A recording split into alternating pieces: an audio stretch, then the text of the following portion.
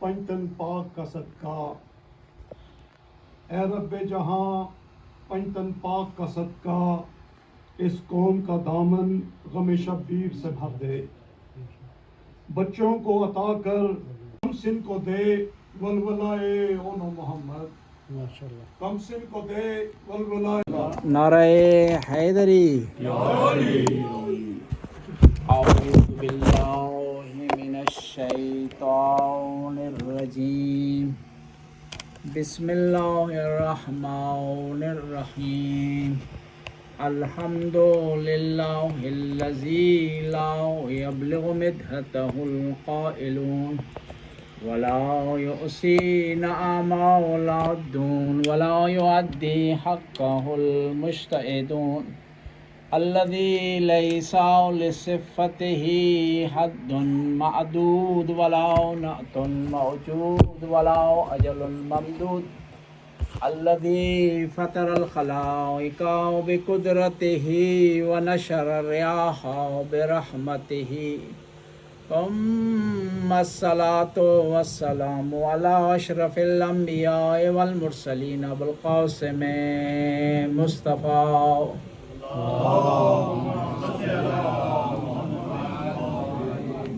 وعلى عطرته طيبين الطاهرين المعصومين المظلومين ولعنة الدائم على أعدائهم أجمعين من الآن إلى لقاء يوم الدين.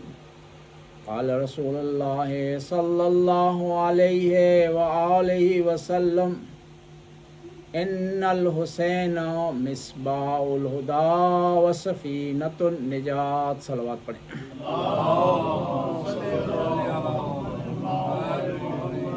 پیغمبر گرامی کا ارشاد ہوتا ہے کہ میرا حسین ہدایت کا چراغ ہے اور کشتی نجات ہے.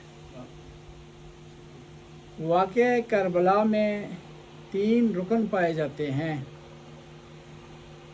خود واقعہ کربلا، امام حسین کی ذات پاک اور یزید ملعون.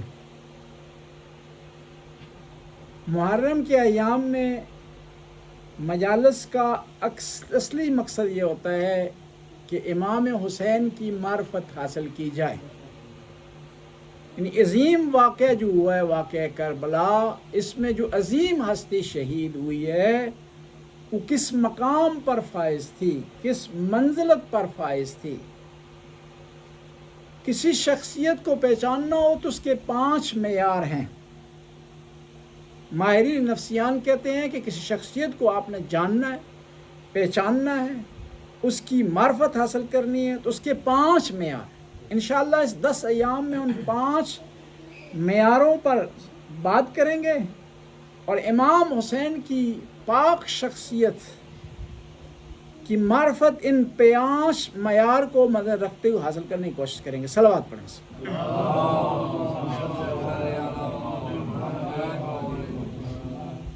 پہلا معیار ہے جب کسی کو آپ نے پہچاننا ہو تو اس کی وراثت کی طرف نگاہ دوڑائیں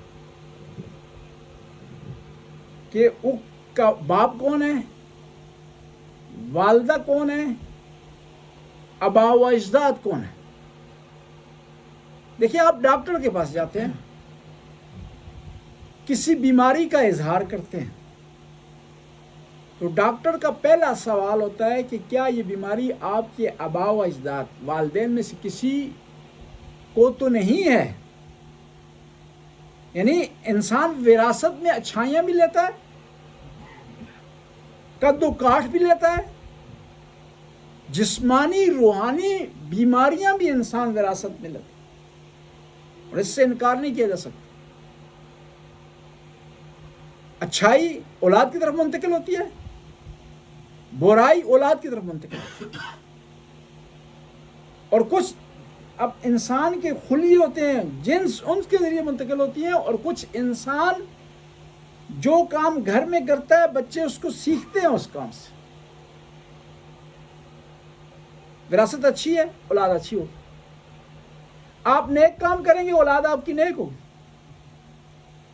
حتیٰ آپ کی آہستہ نماز پڑھنے کو اور جلدی نماز پڑھنے کو بچہ نوٹ کرتا ہے، بر وقت نماز پڑھنے کو اور دیر سے نماز پڑھنے کو بچہ نوٹ کرتا ہے، آپ کے رکھ رکھاؤ کو بچہ نوٹ کرتا ہے. بس وراثت انسان کی طرف منتقل ہوتی ہے، اس کا انکار نہیں ہے. دوسرا معیار جو انسان کی شخصیت بننے کے لیے بہت زیادہ مہم اور امپورٹنٹ ہے، آج ہم خلاصتاً ان 5 معیاروں پر بات کریں گے، پھر تفصیل سے ایک ایک مجلس میں ایک ایک ٹاپک پر بولیں گے. صلوات پڑھیں گے.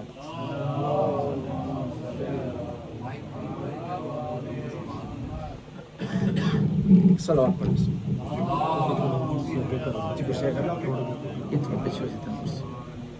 نعرہ تکبیر، نعرہ تکبیر، نعرہ رسالت، نعرہ رسالت، کل ایمان اور حیدری، بر محمد و آل محمد صلوات. دوسرا معیار جو انسان کی شخصیت بننے میں زیادہ مؤثر اور افیکٹو ہوتا ہے وہ ماحول ہے، کہ آپ کس ماحول میں پلے بڑے ہیں، کس کی صحبت آپ کو نصیب ہوئی ہے. اور ماحول کو آپ مختلف حوالوں سے تقسیم کر سکتے ہیں. گھر کا ماحول ہے، محلے کا ماحول ہے، اسکول کا ماحول ہے، فرینڈ شپ کا ماحول، اور وہ ماحول آپ کو متاثر کرتا ہے. امام حسین جب مکہ سے روانہ ہوئے تو منزل ذباب پر پہنچے. ایک شخص نے آپ کو دیکھا، دیکھنے کے بعد سچویشن کو بھانپا کہ آپ جا رہے ہیں، ایک بڑا کاروان آپ کے ساتھ ہے، اس میں جنگجو بھی ہیں، بچے بھی ہیں، خواتین بھی ہیں. اسے تعجب ہوا، پہچان نہیں سکا. اس نے کہا کہ میں نے آپ کو پہچانا نہیں، نہ آپ کی شخصیت کے حوالے سے اور نہ آپ کے مقصد سفر کو میں پہچان سکوں. آپ اپنا تعارف کروائیں. تو امام نے اپنے ماحول کا تعارف اس طرح کروایا جس ماحول میں امام کی کو پروان ملی، پروان چڑھے. امام کہا لو لقیتنی فی المدینہ لرأیتک اثر جبرائیل فی بیتنا ونزول الوحی علی جدنا. ہم نے کہا کاش کہ تو مجھے مدینے میں ملتا، لو لقیتنی، کاش کہ تو مجھے مدینے میں ملتا تو میں تجھے اپنے گھر میں جبرائیل کے آنے کے آثار دکھاتا اور وحی کا اپنے نانا پر نازل ہونے کا مشاہدہ تمہیں دکھاتا. بس امام حسین کی کس ماحول میں پرورش ہوئی. نانا رسول اللہ ہیں، والدہ گرامی خواتین جنت کی خواتین کی سردار ہیں، والد گرامی ساقی حوض کوثر ہیں، اور امام حسن ان کے بھائی جنت کے جوانوں کے سردار. اس ماحول میں ایک جنتیوں کا سردار ہی پروان چڑھے گا. تیسری چیز جو انسان کو متاثر کرتی ہے اس کی تربیت متاثر کرتی ہے اور اس کے لیے مؤثر ہے اس کی زندگی میں، وہ تربیت ہے. دیکھیں آپ کسی بیماری میں مبتلا ہوتے، وہ بیماری وراثت کے ذریعے آپ تک منتقل ہوتی. آپ ٹریننگ کے ذریعے، ورزش کے ذریعے اس بیماری کو ڈیلے کر سکتے ہیں کم از کم.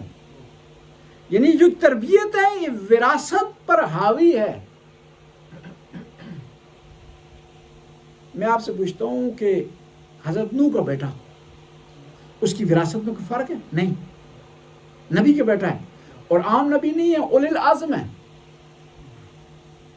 عام نبی نہیں ہے بلکہ ان 5 نبیوں میں سے ایک ہے جن کو خدا نے چن لیا ہے. لیکن تربیت صحیح نہیں تھی والدہ کی، تو وراثت پر حاوی ہو گئی یہ تربیت. اس کے مقابلے میں اچھی مثال بھی محمد بن ابی بکر، خلیفہ اول کا بیٹا ہے، لیکن اتنی اچھی تربیت پائی ہے، اتنا عظیم مقام ملا اس کو کہ کہ امام علی جیسی عظیم شخصیت ارشاد فرماتی ہے محمد ابنی من صلب ابی بکر،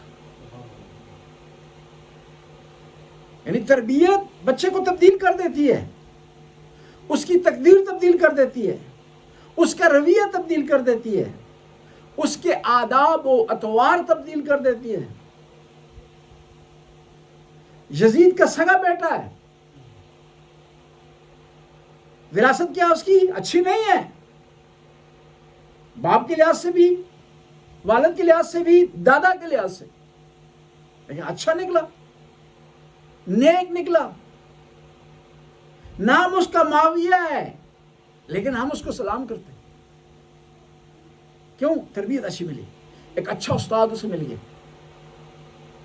جس نے اس کی اچھی تربیت کی، اور اتنا اچھا ہو گیا کہ اس نے آل بیت کی خاطر دنیا کو ٹھکرا دیا، خلافت کو ٹھکرا دیا، امارت کو ٹھکرا دیا۔ آسان کام نہیں ہے یہ۔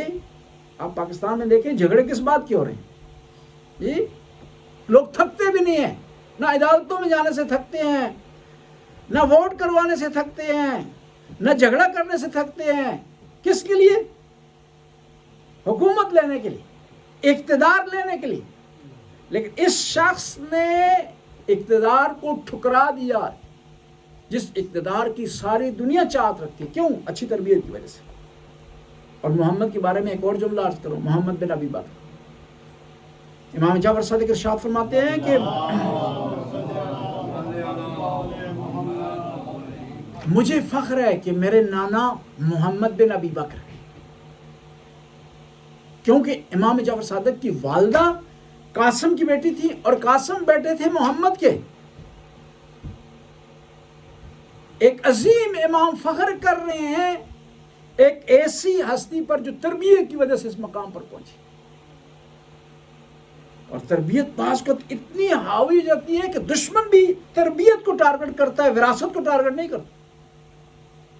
محمد کو جو شہید کیا ظالموں نے، آیا وراثت کی وجہ سے کیا، شجرے کی وجہ سے کیا، یہ باپ کی وجہ سے کیا، یا تربیت کی وجہ سے کیا؟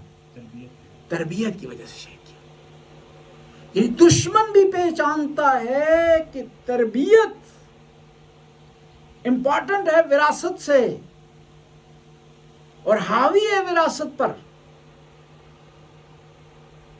بس تربیت تیسرا معیار ہے شخصیت کو پہچاننے کا۔ اور امام حسین کی تربیت ہوئی ہے فاطمہ الزہرا سلام اللہ علیہ کی گودی میں۔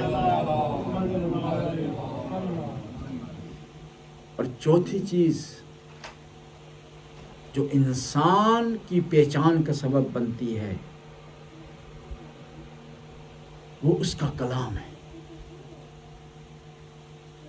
آپ خاموش رہتے ہیں تو بند کتاب کی مانند ہے، جس کے ٹائٹل پر کچھ نہیں لکھا ہوا، جس کی جلد پر کچھ نہیں لکھا ہوا، جب تک کھولتے نہیں تو نہیں پتہ چلتا کہ وہ کتاب کیا کہہ رہی ہے، اس کا موضوع کیا ہے، اس کا عنوان کیا ہے، اس کا محتوا کیا ہے، اس میں کیا لکھا ہوا ہے۔ انسان بھی جب تک خاموش رہتا ہے تو نہیں پتہ چلتا کہ اس کی زبان کیا ہے، اور جو زبان بول رہا ہے اس نے سیکھی ہوئی ہے یا مادری زبان ہے۔ جب تک بولتا نہیں پتہ چلتا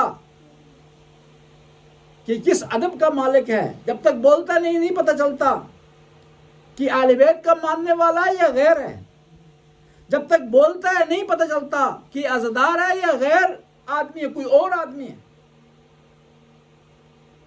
اور ہمارے کلام سے اہل بیت کی خوشبو آنی چاہیے۔ اور امام حسین کو اگر کلام سے جاننا ہے نا تو امام حسین کے جو خطبے ہیں مدینے سے لے کر کربلا تک، ان کے ذریعے آپ پہچانیں کہ امام حسین کس منزلت پر فائز ہے۔ جہاں ضرورت پڑی آیات قرآنی کو کوٹ کیا، جہاں ضرورت پڑی وہاں پر اپنے نانا کے کلام کو کوٹ کیا، جہاں ضرورت پڑی اپنے بابا کے کلام کو کوٹ کیا۔ اس لیے ارشاد فرمایا لم اخرج بطرا ولا ظالما ولا مفسدا انما خرجت طلبا لاصلاح امت جدی اريد ان امر بالمعروف وانهى عن المنکر واسیر سیرت جدی وابی۔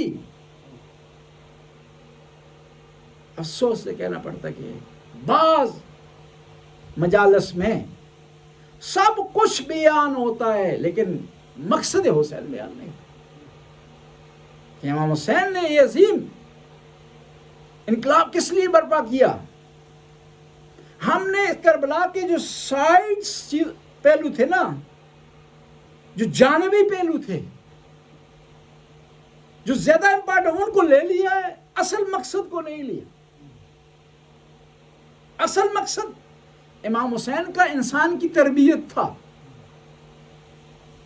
نواسہ رسول کا اگر اصل مقصد تربیت نہ ہوتا کربلا تو مدینے میں ہی جنگ شروع کر دیتے، مکہ میں ہی جنگ شروع کر دیتے، اور مدینے میں اگر جنگ شروع کرتے تو زیادہ لوگ امام کا ساتھ دیتے. مکہ میں اگر جنگ شروع کرتے تو زیادہ لوگ امام کا ساتھ دیتے. لیکن امام حسین کا مقصد جنگ نہیں تھا، امام کا مقصد تھا تربیت کرنا. 6 مہینے اس لیے لگائے نواسہ رسول نے تاکہ انسانیت کی تربیت کریں اور لوگوں کو بتائیں کہ امامت کا مقام کیا ہے، امامت کی حیثیت کیا ہے، امامت کی منزلت کیا ہے، اور واضح کر دیں کہ اصول دین زیادہ امپورٹنٹ ہے فروع دین کی نسبت. آج فروع دین سے ہے نا جی، 1.5 لاکھ افراد حج انجام دے رہے ہیں، لیکن نواسہ رسول حج کو عمرے میں تبدیل کر دنیا کو بتانے کے لیے امامت اگر ہے تو تب حج کی اہمیت ہے، امامت قبول کریں گے تو تب نماز قبول ہے، امامت کو قبول کیا جائے گا تب روزہ قبول ہے. اور یہاں سے ایک اور نقطہ نکلتا ہے. دیکھیں 1.5 لاکھ افراد رکے رہے حج کرتے رہے، لیکن 100 کے لگ بھگ افراد کیا امام کے ساتھ چلے. اب یہ دیکھنے کو 1.5 لاکھ جو حاجی تھے ان میں کون سی کوالٹی تھی، اور یہ جو 100 کے قریب افراد چلے ہیں ان میں کون سی کوالٹی تھی. کچھ کوالٹی تھی نا، اس لیے امام نے ان کا انتخاب کیا نا. امام نے چنے افراد، نمونے پیش کیے ہیں امام نے فوج اکٹھی نہیں کی.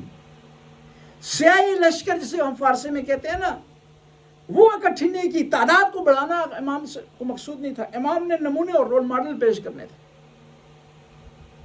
بعض کو لوگ کہتے ہیں کہ یہ کربلا کے جو شہداء تھے ان کے پاس علم بڑا تھا ظاہری طور پر، اس لیے امام نے نہیں، بلکہ جو لوگ امام کے ساتھ نہیں آئے ظاہری طور پر بعض ان میں افراد علم والے بہت تھے. مثلا عبداللہ بن عمر ہے، اہل سنت میں فقہاء کا درجہ رکھتے ہیں، فقیہ کا درجہ رکھتے ہیں، اور اہل بیت کا احترام بھی کرتے ہیں، اہل بیت کی رسپیکٹ بھی کرتے ہیں. جب آئے نواسہ رسول کے پاس مکہ میں عبداللہ بن عمر، تو جاتے ہوئے انہوں نے پتہ کیا کہا کہ اب آپ میری بات نہیں مان رہے تو جاتے ہوئے میں چاہتا ہوں سنت رسول ادا کروں. کہا کیا ہے؟ کہا اپنی چھاتی سے آپ کپڑا ہٹائیں. امام حسین نے اپنی چھاتی مبارک سے کپڑا ہٹایا تو انہوں نے چھاتی کو چوما. کس نے؟ عبداللہ بن عمر نے. کون ہے جی؟ بہت بڑے فقیہ ہیں. کون ہے؟ سب سے بڑے راوی ہیں اہل سنت میں. اہل سنت میں جو لوگ جنہوں نے زیادہ روایات نقل کی ان میں عبداللہ بن عمر کا شمار ہے، ام المومنین حضرت عائشہ کا شمار ہے، انہیں میں جناب ابو ہریرہ ہیں. یہ وہ ہیں جن کی بہت زیادہ روایات ہمارے پاس تک. امام حسین نے چھاتی سے کپڑا ہٹایا تو چوما. کہا کیوں ایسا کر رہے؟ کہا کیونکہ سنت رسول ادا کر رہا ہوں. میں نے دیکھا ہے رسول اللہ کو کہ آپ کی چھاتی پہ انبر چوما کرتے تھے، آپ کے دل کو چوما کرتے تھے، لیکن ساتھ نہیں دیا. آج بھی اگر ہم اس علم کو چومیں نا، لیکن اس علم کا جو علمدار تھا اس کی پیروی نہ کریں. محبت تو کر رہے ہیں لیکن شہداء کربلا کے پیروکار نہیں ہو سکتے. ظاہری طور پر محبت کا اظہار کرنا کافی نہیں ہے، امام کے ساتھ چلنا ضروری ہے. اور جو لوگ مدینے میں رہے ہیں، مکہ میں رہے ہیں، امام کا ساتھ نہیں دیا، وہ دشمن نہیں تھے، ان میں اکثر محبت کرنے والے تھے، لیکن ایسی محبت جس کے لیے قیمت چکانی نہ پڑے، جس کے لیے خرچہ نہ کرنا پڑے، جس کے لیے جان نہ دینی پڑے، جس کے لیے مصیبتیں برداشت نہ کرنی پڑے، وہ اس کے لیے تیار تھے. مکہ مدینے میں ظاہری طور پر 99% افراد اس وقت جب امام حسین نواسہ رسول مکہ چھوڑ رہے تھے، مدینہ چھوڑ رہے، 99% افراد محبت کرنے والے تھے. دشمن نہیں تھے لیکن ساتھ دینے کے لیے تیار نہیں تھے، ساتھ چلنے کے لیے تیار نہیں تھے، امام کے راستے میں خرچ کرنے کے لیے تیار نہیں تھے۔ اس سے واضح ہو گیا کہ صرف محبت کرنا، زبانی کلامی نعرے لگانا کافی نہیں ہے، بلکہ امام کے ساتھ چلنا، امام کی ہمراہی کرنا یہ ضروری ہے۔ 8 محرم کا واقعہ، ایک شخص نے خیمہ لگایا ہے امام حسین کے قریب، عبداللہ جوفی اس کا نام ہے، کوفہ کا رہنے والا ہے۔ امام نے پیغام بھیجا، امام کو جب بھی کوئی خیمہ اپنے خیمے کے قریب دکھائی دیتا ہے تو امام اسے دعوت دیتا ہے، اس لیے نہیں کہ لشکر کی تعداد میں اضافہ ہو جائے، اس لیے نہیں کہ 72 سے 73 ہو جائیں، 73 ہو بھی جائیں تو کوئی فائدہ نہیں ہے، کیوں 30,000 کا لشکر ہے، 2 آدمیوں کے، 4 آدمیوں کے، 5 آدمیوں کے، 10 آدمیوں کے اضافے سے بیلنس تبدیل نہیں ہوتا۔ صرف امام نواس رسول ہے، ہادی ہے، فرض بنتا ہے کہ ہدایت کو لوگوں تک پہنچائیں، اور عظیم امام جس نے ہدایت لوگوں تک پہنچانے کے لیے اپنی جان کو خطرے میں ڈال دیا، نہ فقط ڈال دیا بلکہ پوری طرح میدان میں اتر گئے، پیغام بھیجا۔ تھک تو نہیں گیا آپ لوگ جی؟ نعرہ حیدری، پیغام بھیجا کہ آ جاؤ ہدایت کے لیے، یہ شخص نہیں آیا۔ پھر امام حسین نے اپنے مؤذن حجاج بن مسروق کو بھیجا، یہ نہیں آیا۔ پھر امام خود چل کر گئے نواس رسول۔ دیکھیں حدیث سے کہتے ہیں اتنی ٹینشن ہے، 3 دن کی پیاس ہے، دشمن نے گھیرے میں لیا ہوا ہے، خانوادہ ساتھ ہے، جنگ کی ٹینشن ہے، لیکن اس عالم میں امام حسین پھر بھی ہدایت تقسیم کر رہے ہیں، خود اس کے پاس چل کر کہا میں مدینہ کا رہنے والا ہوں، نبی کا نواسا ہوں، میں اس میدان میں آ گیا ہوں، اکیلا ہوں، ہو سکتا ہے میری مدد کریں۔ اصل میں مدد ظاہری طور پر اپنے لیے مانگ رہے ہیں، لیکن اس کو مدد فراہم کر رہے ہیں، اس کو جہنم سے بچا رہے ہیں۔ اس نے کہا نہیں ہو سکتا جی، میں نے کوفہ میں سنا تھا کہ آپ وہاں رہے، میں کوفہ سے آیا اس لیے تھا تاکہ ان مشکلات سے دور ہوں۔ اور پھر دیکھیں انسان بعض کو کتنا گر جاتا ہے، ہادی اس کو اپنی طرف بلا رہا ہے، جنت کی طرف، یہ کہہ رہا ہے کہ میں کوفہ سے اس لیے آیا تھا کہ تاکہ آپ کا اپنا سامنا نہ ہو، آپ یہاں بھی میرے پیچھے آ گئے۔ امام حسین نے کہا کہ خدا کے لیے میری مدد کرو۔ اس نے کہا نہیں، ایک اور کام کرتے ہیں۔ دشمن نہیں تھا، محبت کرتا تھا، لیکن امام کے لیے جان نہیں دینا چاہتا تھا۔ اس نے کہا کہ میرا کاروبار ہے کوفہ میں، میرے چھوٹے چھوٹے بچے ہیں، میری فیملی ہے، میرے رشتہ دار ہیں، میں نہیں چاہتا ساری چیزیں ڈسٹرب ہوں، اس لیے آپ کا ساتھ نہیں دینا چاہتا۔ میں آپ سے پوچھتا ہوں، کیا حبیب بن مظاہر کے بچے نہیں تھے؟ مسلم بن اوسجہ کے بچے نہیں تھے؟ کیا بریر کے بچے نہیں تھے؟ زہیر کین، سب کے بچے تھے، لیکن وہ لوگ تھے جنہوں نے کیا کیا؟ اپنے بچوں کو امام حسین پر قربان کر دیا۔ اس نے کہا نہیں آ سکتا، ایک اور کام کرتے ہیں، یہ میرا گھوڑا ہے، یہ آپ لے لیں، یہ میری تلوار ہے، لے لیں۔ اور گھوڑے کی تعریف اس نے اتنی کی، کہا کہ یہ وہ گھوڑا ہے کہ آج تک میں نے جس کسی کا پیچھا کیا ہے وہ آدمی مجھ سے بھاگ نہیں سکا، اور آج تک جس سے میں بھاگا ہوں مجھے پکڑ نہیں سکا اس گھوڑے کے ذریعے، اور یہ میری تلوار ہے۔ تو امام نے کہا کہ مجھے تیری تلوار اور تیرے گھوڑے کی ضرورت ہے۔ جب معاملہ یہاں ختم ہو گیا نا تو امام حسین نے پھر ایک آخری جملہ کہا، پھر بھی بخشوانا چاہتے ہیں، کہا کہ اگر میرا ساتھ نہیں دینا چاہتا تو اس میدان سے دور ہو جا۔ کہا کیوں؟ یہ اپنا رسول ہے۔ کہا میں عاشورہ کے دن حل من ناصر ینصرنا حل من دابن یدب عن رسول اللہ کی صدا بلند کروں گا، اور جن کانوں پر وہ صدا پہنچے گی، جن کانوں پر وہ آواز پہنچے گی، اگر میری مدد کے لیے نہیں آئیں گے تو جہنم ان پر واجب ہو جائے۔ تو اس میدان سے دور ہو جا، کہیں وہ آواز تیرے کانوں تک نہ پہنچ جائے۔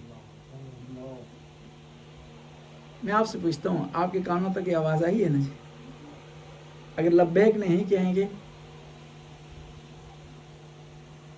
معاملہ مشکل ہو جائے گا۔ आवाज बुलंद सलावत।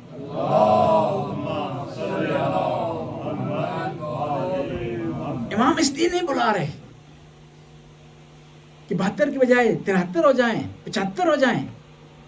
इमाम इसलिए बुला रहे हैं कि हम जहन्नम से निजात पाए। आज जवान को क्यों इमाम हुसैन किस तरह बुला रहा है कि जवान तू मेरा मानने वाला है, मेरा चाहने वाला है, तू अज़ादार है, तू मेरा मुहिब है। कहीं ऐसा ना हो गुनाह की तरफ चला जाए। और जब भी गुनाह आपके सामने हो ना, ये नहीं कि गुनाह है, बल्कि ये समझे लश्कर यजीद है जो आपको अपनी तरफ बुला रहा है। झूठ बोलने के लिए तैयार हो ना, तो ये ना कहें कि ये झूठ है, बल्कि ये समझे कि ये लश्कर यजीद है जो चमक दमक दिखा रहा है। हाँ, इस तरफ सख्ती है, प्यास है, दुश्मन का घेराव है, जंग की परेशानी है, लेकिन हुसैन है। और उस तरफ यजीद है, आसानियां है, लेकिन यजीद है हुसैन का दुश्मन। कहते हैं क़यामत के दिन जवान को जब लाया जाएगा, तूने गुनाह क्यों किया, तू गुनाह की तरफ क्यों किया? तो बहाना लाए कि मैं जवान था, खूबसूरत था, नफ्स मुझ पर हावी था। तो आवाज आएगी कि ले आओ यूसुफ को। क्या तू मेरे यूसुफ से ज्यादा खूबसूरत था, यूसुफ से ज्यादा हुस्न रखता था? और फिर कहा जाएगा ले आओ मेरे अली अकबर। तो अली अकबर से भी ज्यादा जवान था, अली अकबर से भी ज्यादा खूबसूरत था। इमाम हुसैन ने कहा ना, कैफ़ तजिदुल मौत, कि अली अकबर मौत तेरे लिए कैसी है? जी, हमसे कोई पूछता तो हम घबरा जाते हैं। मौत सख्त है, जजर देने वाली है, मुसीबत आवर है, हर आदमी उससे घबराता है। लेकिन शहजादा अली अकबर करबला का जवान है, कहते हैं अहला मिनल असल, मौत बाबा जो आपके कदमों पर, आपके रास्ते पे हो, दीन की निजात के लिए हो, दीन मोहम्मदी की बका के लिए हो, वो क्या है? शहद से भी ज्यादा मीठी। और आखिरी चीज, पांचवी चीज जो इंसान की पहचान का सबब बनती है, वो इंसान के दोस्त है, रफ़का है। इंसान दोस्तों से पहचाना जाता है। दोस्त अच्छे हैं तो खुशनाम हो जाता है, दोस्त बुरे हैं तो बदनाम हो जाता है इंसान। लेकिन इमाम के हुसैन के दोस्तों पर कुर्बान है। दोस्ती इतनी गहरी थी कि कूफे से बुला लिया, और दोस्त ने भी आने से इनकार नहीं किया। बस दोस्त ऐसा अपनाए जो आपके इस दुनिया में भी काम आए, आखिरत में। मैं पंजाब में एक जगह तबलीग के लिए गया, देखा कि उस गांव का एक चौधरी है, वो मोमिन है, और बाकी पूरा गांव मोमिन नहीं। मैंने पूछा कि आप किस तरह होगे? मैंने कहा कि हमारे वालिद गिरामी यहाँ से शहर जाया करते थे स्कूल पढ़ने के लिए। गांव का नाम भी आपको बताता हूँ, कादराबाद के करीब गांव है। और ये कौन से शहर जाते थे? रसूल नगर कॉलेज, ये स्कूल पढ़ने के लिए। वहां इनका एक दोस्त जो मोमिन था, ये गैर मोमिन थे। तो वहां पर तफरी के टाइम पे, ब्रेक के टाइम पे, ये एक किसी मदरसे में जाया करते थे, मोमिन का मदरसा था। वो आलम दीन ने कहा कि आप दोनों की दोस्ती आरजी है, खत्म हो जाएगी, और कोशिश करें ऐसी दोस्ती अपनाएं जो हमेशा के लिए हो।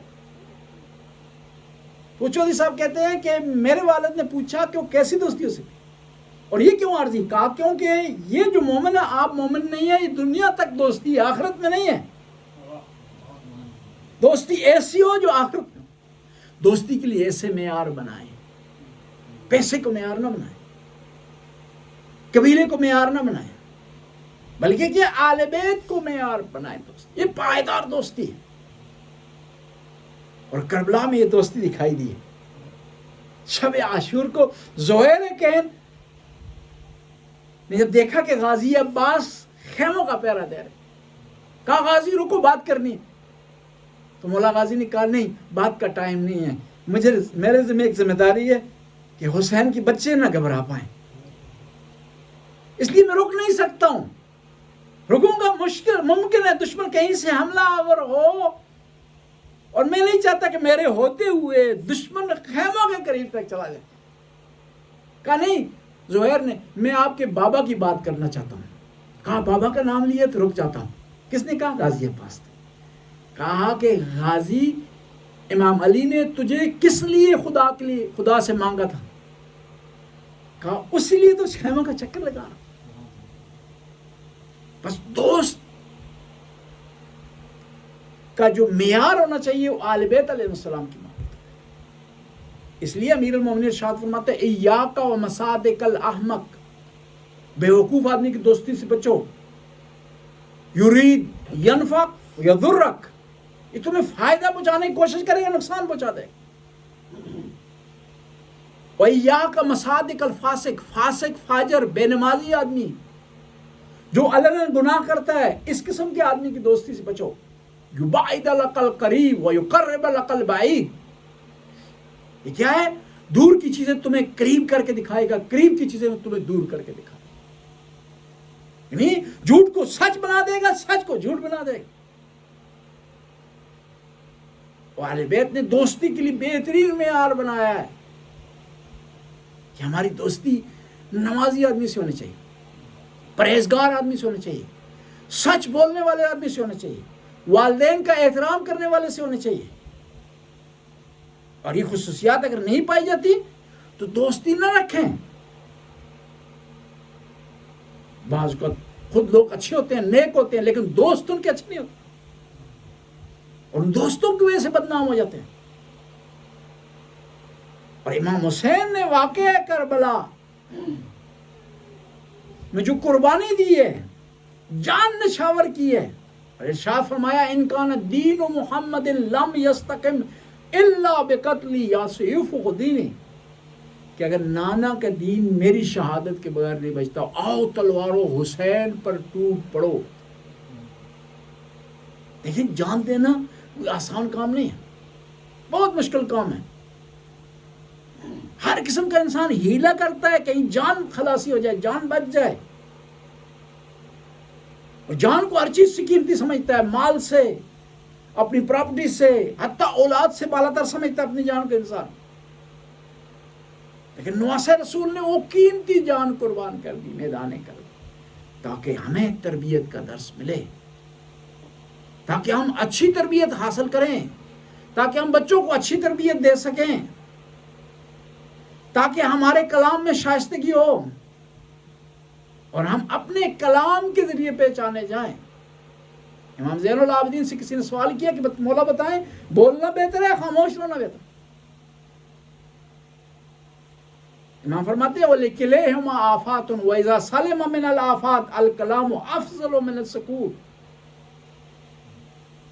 کہ دونوں میں کچھ خرابیاں ہیں، جب خرابیوں کو سائڈ پر رکھا جائے تو بولنا بہتر ہے خاموش رہنے سے. بھئی بعث اللہ الانبیاء، خدا نے انبیاء کو اس لیے بھیجا کہ وہ بولیں، لیکن شرط ہے کہ کہاں بولا جائے یہ ضروری ہے، اور کہاں خاموش رہا جائے. اور بعض اوقات بولنا ضروری ہے، بعض اوقات خاموش رہنا ضروری ہے. ہر جگہ خاموش رہنا ضروری نہیں، فائدہ مند نہیں ہے، صحیح نہیں ہے. نواسہ رسول میدان کربلا میں شہید ہو گئے. اتنی بڑی اسلامی حکومت تھی، خاموشی وہاں جرم تھا، لیکن اس جرم کو لوگوں نے اپنایا. اور اس کے مقابلے میں بولنا کہاں ہے؟ پیغمبر بولیں، کہاں پر بولیں؟ دعوت ذی العشیرہ میں بولیں. یا علی انت منی وانا من، تو مجھ سے میں تجھ سے ہوں. وانت خلیفتی من بعدی، تو میرے بعد میرا خلیفہ ہے. خدا بندہ تعالیٰ کی ذات پاک نے ارشاد فرمایا من یشری نفسہ ابتغاء مرضات اللہ واللہ رؤوف بالعباد. جنگ احد تھا، خدا کی آواز آئی لا فتح الا علی لا سیف الا ذوالفقار. جنگ تبوک پیغمبر بولے ہیں، ارشاد فرمایا خدا کے حکم سے یا علی انت منی بمنزلت ہارون من موسیٰ الا لا نبی بعدی. خیبر کے میدان میں پیغمبر بولے ہیں لأوتین رایا غدا رجلا کرارا غیر فرارا یحب اللہ ورسولہ، میں کل پرچم اس کو دوں گا جو کرار ہوگا، غیر فرار ہوگا، اللہ اور اس کے رسول سے محبت کرنے والا ہوگا. تو یہاں بولنا ضروری تھا، پیغمبر بولے ہیں. بس ہر جگہ خاموشی بھی صحیح نہیں ہے اور ہر جگہ بولنا بھی صحیح. ہاں فالتو بات کرنا, بغیر مقصد کے بات کرنا, وہ صحیح نہیں ہے. امام علی فرماتے ہیں اذا کمل العقل قل الکلام, عقل جب کمال تک پہنچتا ہے کہ انسان میں کلام کم ہو جاتا ہے. یعنی عقل کا کمال ہے کلام کا کم ہونا, یعنی مفید بات کرنا, ایکسٹرا بات نہ کرنا. لیکن مکمل خاموشی بھی صحیح نہیں ہے کہ ہم فوراً کہہ دیتے ہیں کہ خاموش رہنا بہتر ہے. نہیں, جہاں حق کی بات کرنی ہے وہاں بولنا ہے, جہاں حق کو بیان کرنا ہے وہاں بولنا ہے, جہاں باطل کی مخالفت کرنی ہے وہاں بولنا ہے, جہاں شرعی مسئلہ پوچھنا ہے وہاں بولنا ہے, جہاں تقلید کرنی ہے وہاں پوچھنا ہے اور مسئلے کو جاننا ہے. اور یہ ضروری ہے کہ ہم جب شک پڑ جائے مسئلے میں نا تو ضروری ہے کسی عالم دین سے پوچھیں, اس عمل کو بغیر سمجھے آگے نہ بڑھائیں. جناب مسلم بن عقیل روانہ ہوئے ہیں مکہ سے, مدینے آیا, مدینے سے روانہ ہوئے تو ان کے جو گائیڈ تھے راستے میں, یہ گائیڈ گرمی کی وجہ سے, تپش کی وجہ سے, پیاس کی وجہ سے شہید ہو گئے. تو فوراً خط لکھا ہے امام حسین, یبن رسول اللہ, میں یہاں تک پہنچ گیا ہوں, میرے جو گائیڈ ہیں یہ دنیا سے چل بسے ہیں, اب کیا حکم ہے, میں نے آگے جانا ہے یا پیچھے پلٹنا ہے؟ نواسہ رسول نے خط بھیجا, نہیں مسلم بن عقیل تو نے کوفے جانا ہے ہر حالت میں. اسے کہتے ہیں امام کی پیروی. سختی ہے, گرمی ہے, پیاس ہے, سخت راستہ ہے, گائیڈ مارے گئے ہیں. عام آدمی ہوتا پلٹ جاتا, واپس ہو جاتا, لیکن کیوں؟ کہ ہمیں درس دے رہے ہیں مسلم بن عقیل کہ ہم نے امام کی اطاعت کرنی ہے, امام کو ہم نے فالو کرنا ہے اور مسئلے کا حل پوچھنا ہے امام سے.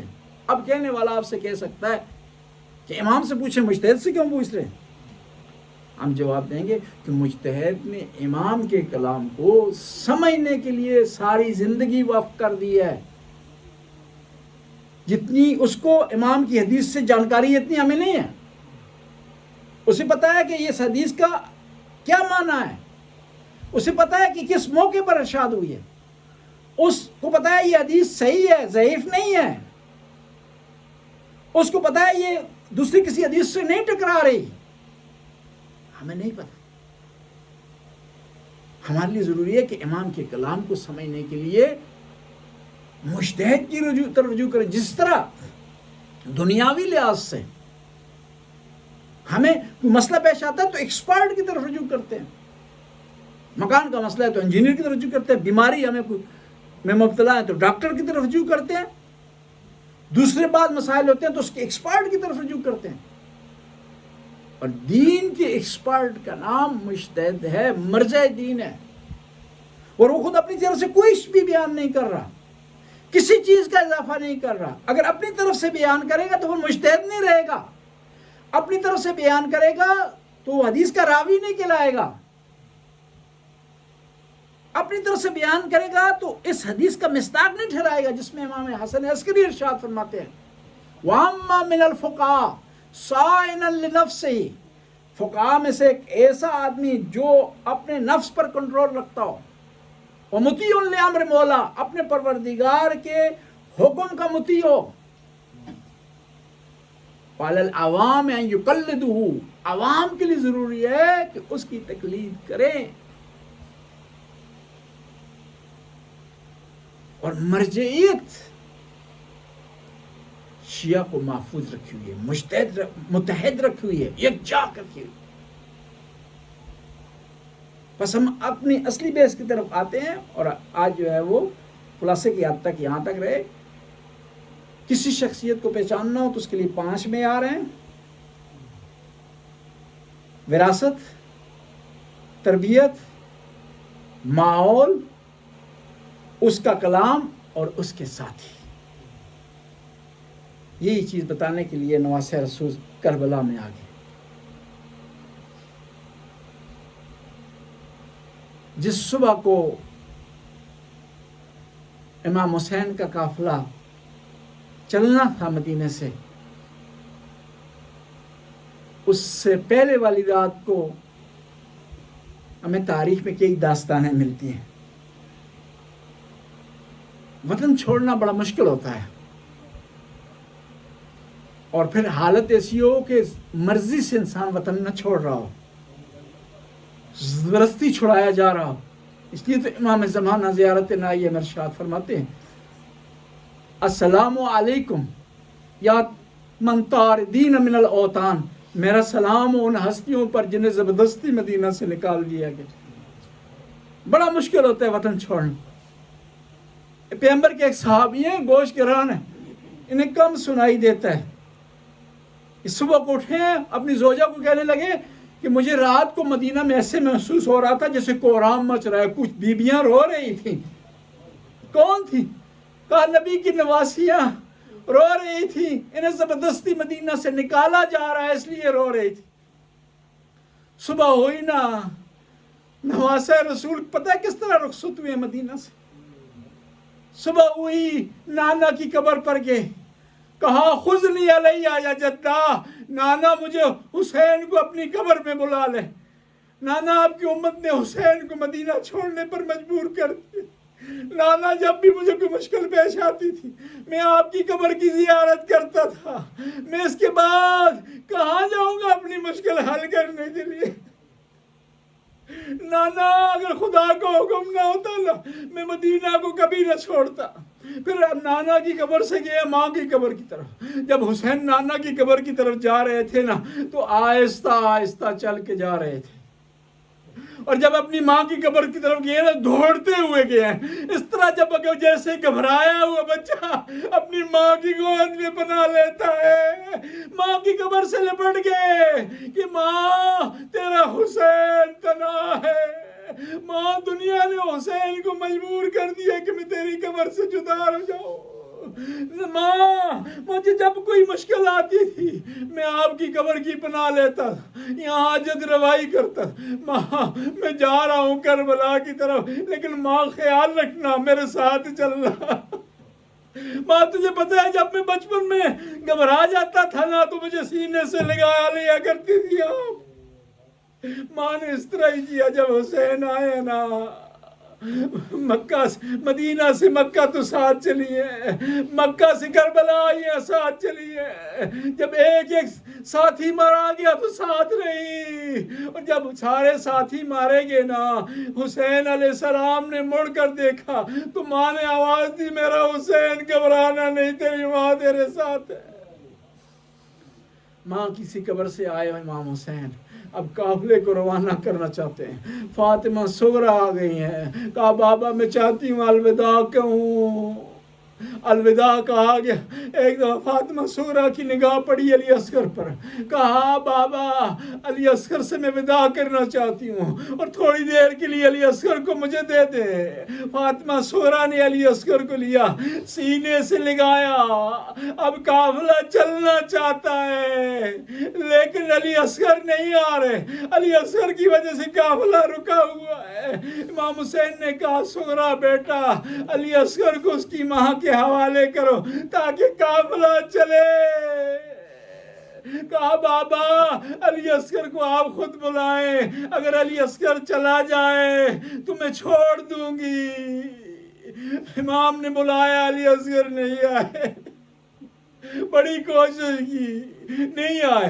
ایک دفعہ امام حسین مجبور ہو کر علی اصغر کے کان میں کچھ کہتے ہیں. علی اصغر دوڑتے ہوئے لبک کر والد کی طرف آ گئے. شاید یہ کہا ہوگا علی اصغر تیری قربانی کے بغیر میری شہادت مکمل نہیں ہوتی. اب جب قافلہ چلنے والا تھا بیویوں کی سواری کی باری آئی. شہزادہ علی اکبر اور عباس مدینے میں منادی دے رہے تھے اے مدینہ والوں گھروں سے باہر نہ علی کی بیٹی زینب سوار ہونے جا رہی ہے. اور وتیرہ یہ تھا جب بھی بی بی زینب سوار ہوتی تھی نا غازی عباس کندھا اپنا سامنے پیش کیا کرتے تھے اور علی اکبر ہاتھ رکھتے تھے، بی بی ایک کندھے پر اور ایک ہاتھ پر پاؤں رکھ کر سواری پر سوار ہوتی تھی، اور جب اترنے کا مرحلہ آتا تھا نا تو یہی منظر ہوتا تھا، بی بی سواری سے جب اترتی تھی غازی عباس اپنا کندھا رکھتے تھے، جناب علی اکبر اپنے ہاتھ رکھتے تھے تاکہ بی بی اترے۔ الا لعنت اللہ قوم الظالمین سیعلم الذین ینقلبون ینقلبون۔ خدایا اس قلیل سی حاضری کو قبول و منظور فرما، ہمارے گناہوں سے درگزر فرما، یا اللہ حاضرین کی توفیقات میں اضافہ فرما، رزق میں وسعت عطا فرما، اولاد کو نیک اور صالح بنا، مرحومین کی مغفرت فرما، ان کے درجات کو بلند فرما، یا اللہ تو غفور رحیم ہے۔ اس امام بارگاہ کو، اس مجلس کو، یا اللہ اس کے منتظمین کو کی توفیقات میں اضافہ فرما، جو مومنین یہاں پر کسی حوالے سے مدد کرتے ہیں، مالی حوالے سے مدد کرتے ہیں، ٹائم دیتے ہیں، ان کی توفیقات میں اضافہ فرما، ان کے رزق میں وسعت عطا فرما، ان کی اولاد کو نیک اور صالح بنا، ان کے مرحومین کی مغفرت فرما، یا اللہ جو مریضوں نے شفاء کاملہ وعائلہ عطا فرما، یا اللہ وقت کے زمانے کے امام کے ظہور میں تعجیل فرما۔ شیعان حیدر کرار اس وقت پوری دنیا میں عذاب بپا کر رہے ہیں، مجالس ہو رہی ہیں، جلوس اپنی منزل کی طرف رواں دواں، یا اللہ ان مجالس کی، ان جلوسوں کی، ان ماتمیوں کی، ان عزاداروں کی حفاظت فرما، ان کی عزاداری کو قبول فرما، یا اللہ خطبہ حضرات ذاکرین مجالس پڑھ رہے، یا اللہ ان کی مجالس کو، ان کی خطبوں کو، ان کی تقاریر کو قبول فرما، یا اللہ ہمیں ہر قسم کے غم سے محفوظ فرما، صحیح معنوں میں آل بیت کا غم منانے کی توفیق عطا فرما، یا اللہ ہر وہ کام کرنے کی توفیق عطا فرما جس میں آل بیت کی رضایت پائی جاتی ہو، ہر اس کام سے پرہیز کرنے کی توفیق عطا فرما جو امام اور آئمہ کی ناراضگی کا سبب بنتا ہے۔ ربنا آتنا فی الدنیا حسنہ وفی الآخرۃ حسنہ وقنا عذاب النار۔ ظلم یہ اولاد شمر ظلم سہ میں